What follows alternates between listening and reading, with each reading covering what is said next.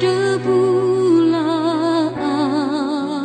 aku di alas kaki-Mu Tuhan.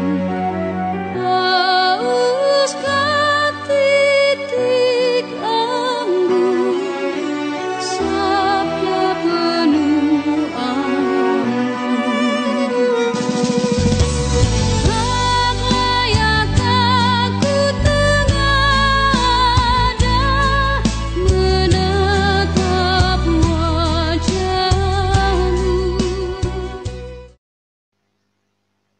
Salam damai Tuhan kita Yesus Kristus menyertai kita sekalian.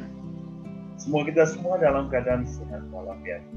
Saudara-saudari, kita berjumpa kembali dalam renungan harian santapan jiwa. Dan hari ini kita semua akan diundang untuk mendengarkan firman Tuhan dari Injil Lukas bab 4 ayat 24 sampai 30. Saya mengundang kita semua untuk mendengarkan firman Tuhan. Inilah Injil Yesus Kristus menurut Lukas. Ketika Yesus datang ke Nazaret, Ia berkata kepada umat di rumah ibadat, "Aku berkata kepadamu, sesungguhnya tidak ada nabi yang dihargai di tempat asalnya. Tetapi aku berkata kepadamu, dan kataku ini benar. Pada zaman Elia terdapat banyak janda di Israel. Ketika langit tertutup selama 3 tahun 6 bulan, dan ketika bahaya kelaparan yang hebat menimpa seluruh negeri. Tetapi Elia diutus bukan kepada salah seorang dari mereka, melainkan kepada seorang janda di Sarfat di tanah Sidon. Dan pada zaman Nabi Elisa banyak orang kusta di Israel. Tetapi tidak ada seorang pun dari mereka yang ditahirkan, selain daripada Naaman, orang Syria itu." Mendengar itu sangat marahlah semua orang yang di rumah ibadat itu. Mereka bangun lalu menghalau Yesus keluar kota dan membawa Dia ke tebing gunung tempat kota itu terletak untuk melemparkan Dia dari tebing itu. Tetapi Yesus berjalan lewat dari tengah-tengah mereka lalu pergi. Demikian Injil Tuhan. Saudara-saudari yang dikasihi Tuhan, kita mendengar hari ini bagaimana Yesus berbicara tentang dirinya yang tidak diterima, tidak dihargai di daerah asalnya sendiri. Di sini, apa yang dilakukan oleh Yesus? Tentu banyak karya-karya, banyak mujizat, banyak peristiwa-peristiwa yang mengagumkan yang telah dilakukan oleh Yesus. Tetapi di daerahnya sendiri, Dia tidak dihargai. Lalu Yesus memberikan contoh apa yang terjadi ya pada zaman Elia, apa juga yang terjadi Nabi Elisa, bahwa mereka juga mengalami penolakan. Ya. Penolakan seperti ini bisa juga terjadi dalam kehidupan kita. Penolakan oleh karena suku, penolakan oleh karena agama, penolakan oleh karena status sosial, dan begitu banyak penolakan.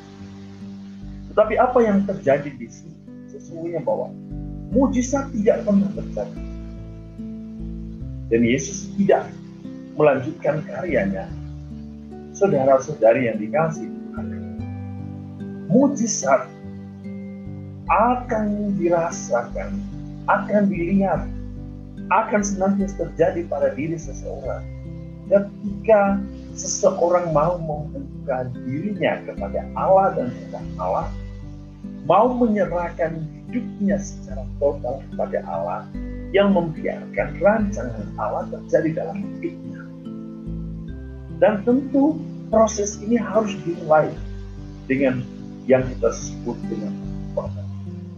Pertobatan memampukan seseorang untuk membuka hati, pikiran, jiwanya kepada Allah, untuk melihat cara kerja Allah, untuk membiarkan pola pikir Allah, membiarkan kehidupan Allah hadir, bekerja, dan menuntun kehidupan seseorang.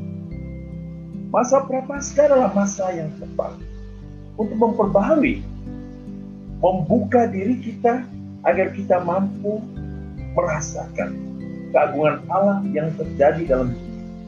Membuka mata kita, membuka hati kita, pikiran jiwa kita, agar kita mampu melihat karya-karya Allah, mujizat Allah dalam percaya, maka engkau akan mampu melihat mujizat. Iman kita dituntut untuk percaya. Iman kita dituntut untuk mengandalkan Tuhan. Iman kita dituntut untuk memberikan hidup kita secara total kepada Allah. Agar hidup kita itu sesuai dengan rangkaian rencana Allah. Bukan rencana. Maka marilah saudara-saudara di masa Prapaskah ini, kita diundang untuk membuka hati kita, hidup kita, diri kita kepada Allah, dan merasakan aliran rahmat Allah yang memanggil kita untuk kita mengalami cintanya yang sejati. Sehingga kita bisa menemukan dan melihat karya Allah yang terus dan sedang bekerja di dalam hidup kita. Tuhan memberkati kita dengan berkat-Nya yang besar. Dalam nama Bapa dan Putra dan Roh Kudus. Amin.